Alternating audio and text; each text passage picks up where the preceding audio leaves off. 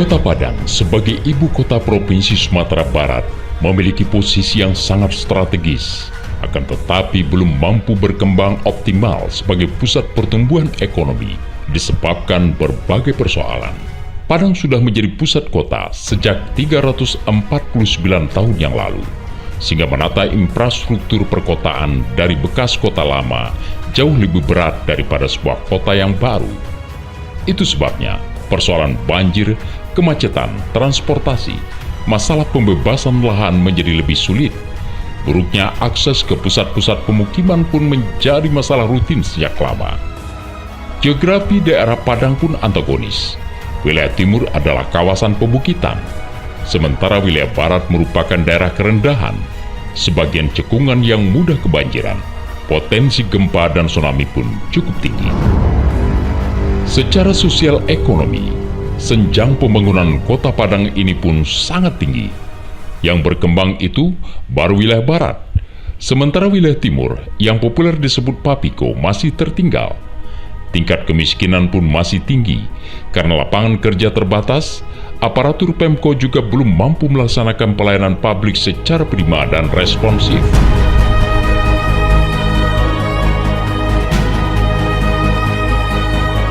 Memimpin kota Padang ini mesti paham potensi dan kendala sumber daya alam dan sumber daya manusianya, termasuk lebih memahami kiat yang tepat dalam meningkatkan kinerja aparatur kota Padang, serta harus mau belajar dari perkembangan provinsi tetangga, kebijakan nasional, serta sukses negara lain dalam membangun kekuatan ekonominya.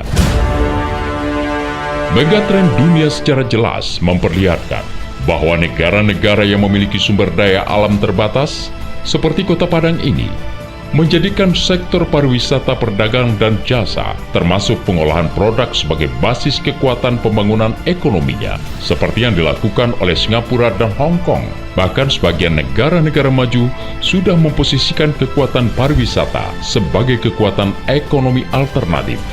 Meskipun mereka memiliki sumber daya alam atau basis ekonomi yang sudah mapan. Hal itu dilakukan oleh negara-negara petrodolar seperti Dubai, Saudi Arabia, termasuk China dan Korea Selatan. Salah satu yang menjadi primadona di bidang kepariwisataan adalah berkaitan dengan pengelolaan objek wisata kawasan wisata terpadu Gunung Padang. Di mana di kawasan KWT ini ada 5 objek wisata yang sangat potensial kita kelola dengan baik. Pertama, kita mengangkat legenda Siti Nurbaya. Kita tahu bahwa Gunung Padang salah satu tempat makamnya Siti Nurbaya yang sudah melegenda secara nasional. Yang kedua, legenda Malin Kundang, seorang anak durhaka jadi batu. Itu ada di Pantai Manis. Yang ketiga adalah di kawasan wisata terpadu Gunung Padang ini ada sebuah moro sungai Batang Arau. Sejak zaman Belanda dulu, ini sebuah pelabuhan penting, dan di sinilah cikal bakalnya kota Padang, dari moro ke Batang Arau ini. Oleh karenanya, dengan perkembangan kota Padang, dengan ada pelabuhan Teluk Bayur dan pesatnya pertumbuhan kota Padang arah ke timur, maka pelabuhan Muaro Batang Arau ini ya sangat tepat kita jadikan pelabuhan marina seiring dengan kebutuhan pariwisata. Yang keempat adalah Pantai Padang. Pantai Padang dikenal sejak Saisua. Orang kalau daerah Bukit Tinggi dari Solo dari manapun pasti ingin mencari air gilo di Pantai Padang. Itu yang dikenal orang. Dan pantainya indah sekali. Dan berpotensi dijadikan tempat objek wisata anak-anak, tempat bermain anak. Yang kelima adalah Kota Tua. Padang yang dikenal ya pusat perdagangan Belanda ketika zaman Belanda, zaman VOC, masih meninggalkan bekas-bekas bangunan lama. Nah, di mana disitulah ya yang dikatakan kawasan Kota Tua, Padang Lama. Nah, ini sangat potensial kita jadikan sebuah pusat kota Padang Lama, heritage, dan itu perlu ya dilakukan revitalisasi agar kawasan Padang Lama itu menjadi sebuah objek wisata yang potensial. Di samping objek wisata KWT Gunung Padang ini, yang istimewa adalah adanya sebuah gunung di tengah kota, itu namanya Gunung Padang. Ini yang spesifik. Tidak ada dimanapun kota di dunia ini ada gunung di pusat kota, tapi di Kota Padang ada, di KWT Gunung Padang. Nah, di samping itu, ya, di samping KWT Gunung Padang ada 17 objek wisata lain di daerah Kota Padang ini yang sangat potensial kita jadikan objek wisata ke depan. Di samping, ya, wisata budaya, wisata kuliner, wisata alam, ya. Contoh saja Taman Raya Bung Hatta, Tahura Bung Hatta, di daerah perbukitan sana, merupakan sebuah kawasan yang sangat baik sekali untuk tempat anak-anak bisa camping, ya, penelitian, dan segala macam jenis fauna dan flora lengkap di sana. Nah, di samping itu banyak lubuk-lubuk lagi di sini. Ada lubuk Paraku, ada lubuk Binturun, ada lubuk Timpuruang dan sebagainya. Ada air terjun 7 tingkat di daerah Bungu sana. Ini perlu, ya, dikelola dengan baik, tapi saya atau kita berpendapat, ya, bahwa semua itu akan bisa berkembang kalau dipakai prinsip di Minangkabau, ya, yaitu baret sama dipikul, ringan sama dijinjang. Konsep pemberdayaan masyarakat, itulah yang paling tepat untuk pembangunan Kota Padang ke depan.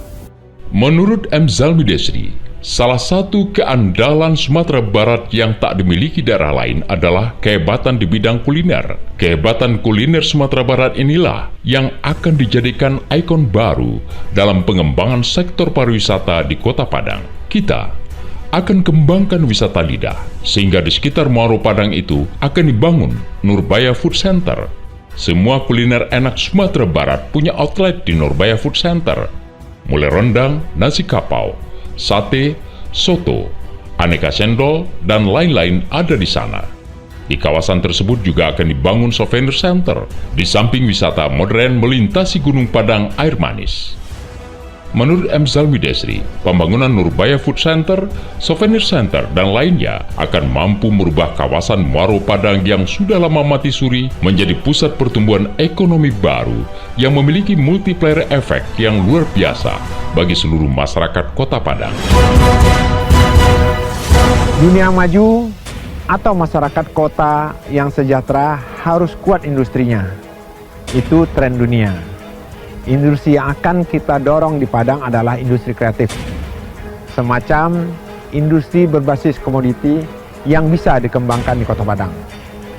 Ketika kunjungan wisata meningkat, masyarakat kota mesti siap menghasilkan souvenir sebagai oleh-oleh. Kita kembangkan tanaman hortikultura dan pangan di wilayah Padang pinggiran kota. Misalnya singkong spesial, bengkuang, beras ketan, talas, atau produk perikanan seperti teri nilon dari wilayah Bungus Teluk Kabung. Atau bisa juga daging sapi untuk kebutuhan masakan rendang.